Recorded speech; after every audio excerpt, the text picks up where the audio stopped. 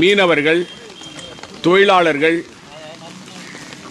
அது மட்டும் மகளிர் சமுதாயத்தைச் சேர்ந்தவர்கள், தலித் சமுதாயத்தைச் சேர்ந்தவர்கள், கிராமப்புற மக்கள், நகரப்புற பகுதி மக்கள், அனைத்து மக்களும் பாதிக்கப்பட்டிருக்கிறார்கள்.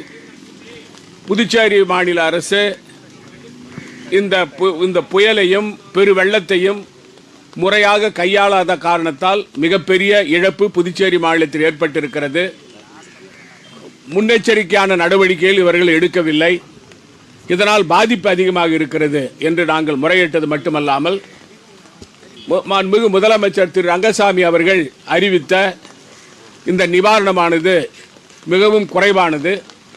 குறிப்பாக 5000 ரூபாய் ஒவ்வொரு குடும்பத்துக்கும் என்று அறிவித்திருக்கிறார். அதை 10,000 உயர்த்த வேண்டும் என்றும், விவசாயிகளுக்கு ஒரு ஹெக்டாருக்கு 50,000 ரூபாய் கொடுக்க வேண்டும், அவர் 30,000 ரூபாய் அறிவித்திருக்கிறார், அது போதாது என்றும், மீனவர்களுக்கு நிவாரணமாக அவர் 10,000 ரூபாய் அறிவித்திருக்கிறார், 10 நாட்கள் அவர்கள் வேலைக்கு செல்ல முடியவில்லை இந்த புயல் வெள்ளத்தால், அதற்கு 20,000 ரூபாய் அவர்கள் கொடுக்க வேண்டும் என்றும், குடிசைகளுக்கு அவர் 10,000 ரூபாய் அறிவித்திருக்கிறார், அந்த குடிசைகளுக்கு 30,000 ரூபாய் வழங்க வேண்டும் என்றும், அது மட்டுமல்ல விவசாய தொழிலாளர்கள் இவர்களுக்கெல்லாம் பாதிப்பு ஏற்பட்டிருக்கிறது என்று கூறியது மட்டுமல்லாமல் இந்த பாதிப்பை எதிர்கொள்ளுகின்ற வகையில் அந்த மக்களுக்கு நிவாரணம் இதுவரை கொண்டு சேர முடியவில்லை, முறையாக கொடுக்கப்பட வேண்டும். அது மட்டுமல்லாமல் தமிழகத்தில் அறிவித்த 2வது நாளே கொடுத்து விட்டார்கள்.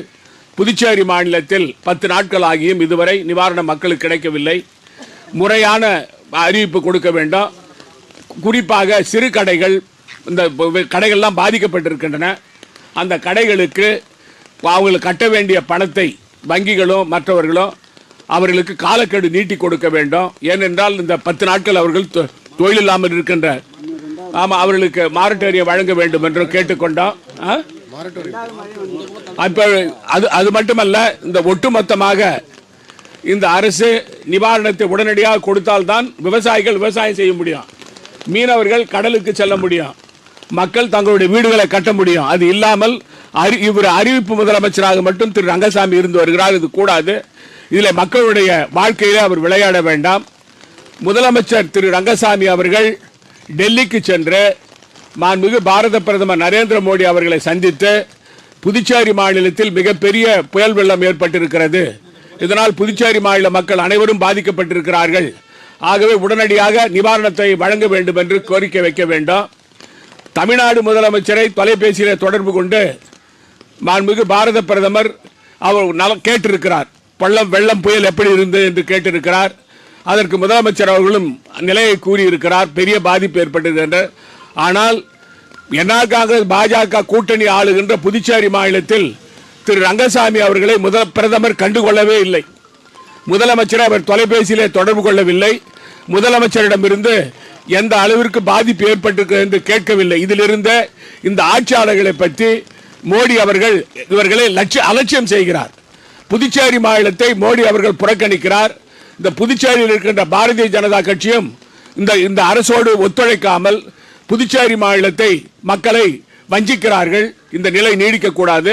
நாங்கள் கொடுத்த மனுவினுடைய காப்பி உங்களுக்கு நகல் கொடுக்குறோம்.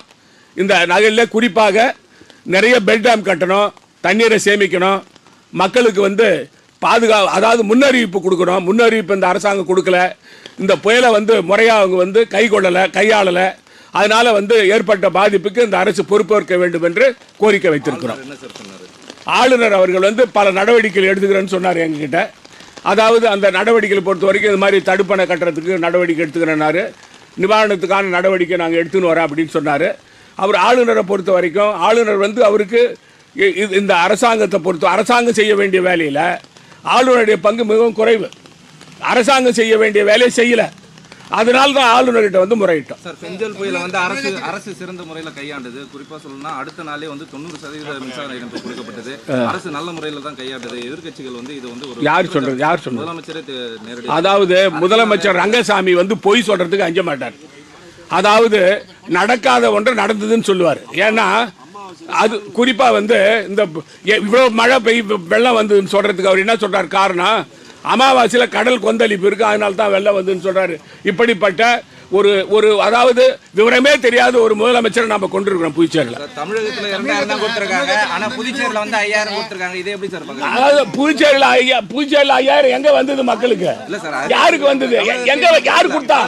யாரு சார்? நான் என்ன சொல்றேன் சார், கொடுக்குறாங்க. என்ன சார் தமிழகத்திலயும் கொடுக்கல. தமிழகத்தில் 2000 ரூபாய் கொடுக்குறாங்க. டோக்கன் தான் கொடுத்துட்டு இருக்காங்க. பணம் கொடுக்குறாங்க.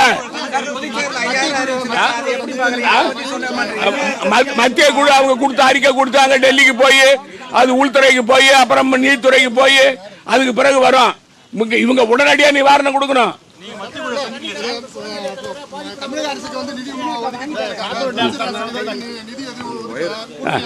அதான் சொல்றேன், இரட்டை என்ஜின் ஆட்சியினுடைய நிலை இது.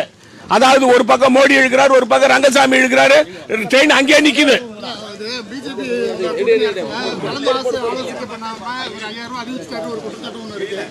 அது வந்து பிஜேபி சேர்ந்தவங்க சொல்லட்டும், அப்புறம் நான் பதில் சொல்றேன்.